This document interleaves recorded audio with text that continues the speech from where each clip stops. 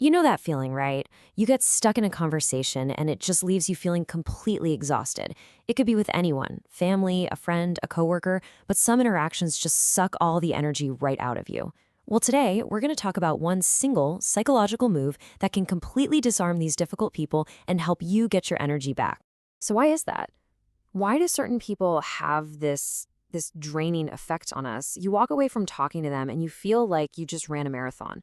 You're foggy, you're frustrated, you're just spent. And it's not just a simple personality clash. No, there's a very specific kind of hidden dynamic at play that hooks you in and just won't let you go. The real reason you feel so tired is because you're caught in this hidden cycle. It's this incredibly frustrating loop where you're constantly on the defensive, always feeling like you have to justify your own thoughts and your own feelings. It's like a game that you can never, ever win, no matter what you do. Does this sound familiar? You try to explain your side of things as calmly as you can, but then they argue back, they twist your words, or they demand more and more proof. You get sucked into this back and forth, and by the end of it, you're just exhausted and absolutely nothing has been solved. And then, a day later or a week later, it all happens again. Trust me, this is not an accident. It's a pattern.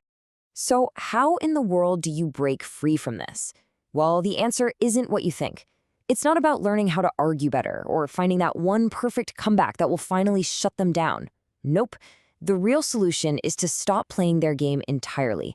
It's all about making one simple but really strategic shift in how you respond. And this quote right here, this gets to the absolute heart of it. These draining fights are fueled by something. There's a reward that the other person is looking for from you, and chances are you're giving it to them without even realizing it. The secret then is to figure out what that fuel is, and then cut off the supply. Now, this isn't just some clever trick or about, just ignoring somebody. There are some really powerful psychological principles that explain why this whole cycle is so draining and why this one little shift is so incredibly effective. It really all comes down to two key ideas. First up, there's actually a name for that specific kind of exhaustion we've been talking about. It's called self-justification fatigue. It's that mental and emotional burnout you get from having to endlessly defend your own reality. See, a difficult person forces you into a position where you have to prove that your feelings are valid or that your choices make sense. And that process, it's just profoundly tiring.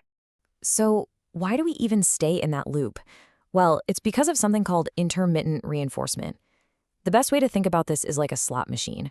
You keep pulling the lever, right? You don't win every time, but that occasional, totally unpredictable jackpot keeps you hooked.